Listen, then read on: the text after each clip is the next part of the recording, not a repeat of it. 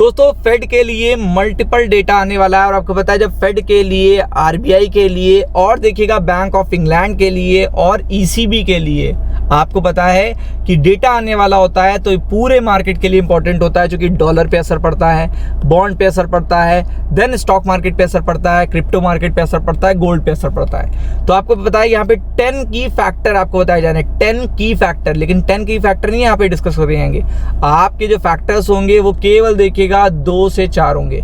कितने फैक्टर, और ये कल से बहुत ही इंपॉर्टेंट हो जाएगा, क्योंकि आज जानते हैं अब 4 तारीख हो चुकी है, 2 दिन देखिएगा आपने मार्केट ट्रेड कर लिया है।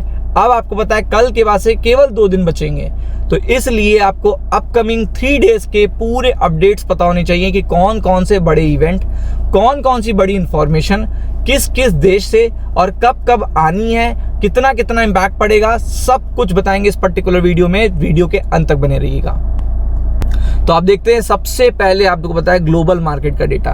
तो आपको पता है ग्लोबल मार्केट में सबसे इंपॉर्टेंट होता है, सबसे पहले होते हैं इन्फ्लेशन के नंबर, जीडीपी के नंबर, और इसके बाद सबसे इंपॉर्टेंट जो नंबर होते हैं वो होते हैं पीएमआई के नंबर। तो आपको पता है पीएमआई के नंबर बहुत ही इंपॉर्टेंट है। यूएस चाइना देखिएगा ट्रेड एग्रीमेंट से रिलेटेड काफ़ी सारे डेवलपमेंट तो ट्रेड एग्रीमेंट तो होते देखने को मिल ही रहे हैं, लेकिन अगर आप यहाँ पे देखोगे तो PMI number by the key, यहाँ पे आप देखिएगा नंबर्स आने वाले हैं। पीएमआई नंबर जो फेड के लिए इंपॉर्टेंट है, और आपको भी पता है कि ये नंबर्स सीधा देखिएगा इम्पैक्ट करते हैं यूएस मार्केट को, और यूएस मार्केट इम्पैक्ट करता है पूरे ग्लोबल मार्केट को। तो पीएमआई के नंबर कहाँ से आने पहले आपको पता होना चाहिए।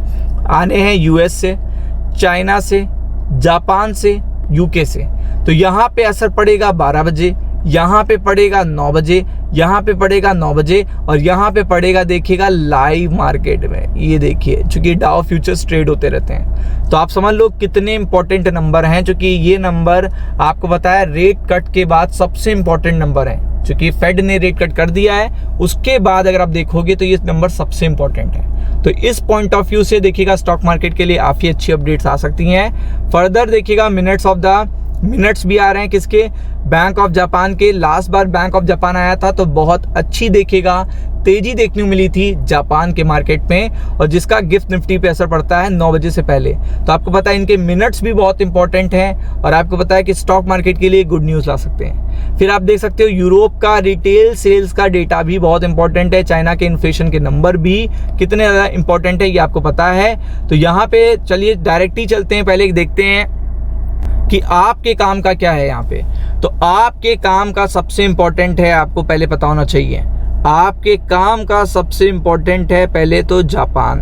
आपको पता है जापान के जो मिनट्स हैं ये कल 9 बजे से पहले आएंगे, और पिछली बार देखिएगा जापान के जब देखिएगा मॉनेटरी पॉलिसी का डेटा आया था तो उसके बाद जापान के मार्केट में काफ़ी अच्छी पॉजिटिविटी देखने को मिली थी। तो आपको पता है कि ये 9 बजे से पहले अगर यहाँ से पॉजिटिविटी आ जाती है तो ये चीज़ देखिएगा गिफ्ट निफ्टी को 9 बजे से पहले ही इम्पैक्ट करेगी। तो ये चीज़ सबसे अच्छी कल है, इस पर आपको फोकस करना है। ये तो आपके लिए पहली चीज़ हो गई। अब बात करते हैं कल 9 बजे से पहले ही पीएमआई के नंबर्स आने। तो बार बार चाइना कह रहा है कि वो रिकवरी कर रहा है पीएमआई के नंबर्स में। तो अगर पीएमआई के नंबर्स के वहाँ पे अच्छे आते हैं तो इंटरनेशनल डिमांड काफ़ी अच्छी बढ़ेगी। जीडीपी जो मंदी जैसी देखने को मिल रही है, चाइना की देखिएगा जीडीपी जो गर्त में जा रही है, वहाँ के लिए बड़ा सुकून मिलेगा। तो ये भी नंबर 9 बजे से पहले ही गिफ्ट निफ्टी को इम्पैक्ट करेंगे, तो ये बहुत इंपॉर्टेंट है। फिर आपको पता है ग्लोबल पीएमआई सर्विस का डेटा, यूके का डेटा आपको देखने को मिलेगा, वो भी देखिए जस्ट देखिएगा आपको 12 बजे से पहले इम्पैक्ट करेगा। ये भी आपको कल 12 बजे से पहले इम्पैक्ट करेगा। तो आप समझ लीजिए कितनी इंपॉर्टेंट है अपडेट, मतलब आप समझते जाइए एक एक करके। फिर यूरो एरिया का भी डेटा कल ही आना है, तो ये 12 बजे भी इम्पैक्ट है कल, और 9 बजे से पहले भी इम्पैक्ट है। और यहाँ पे पॉजिटिव इन्फॉर्मेशंस का काफ़ी ज़्यादा आशंका है, काफ़ी ज़्यादा प्रोबेबिलिटी है।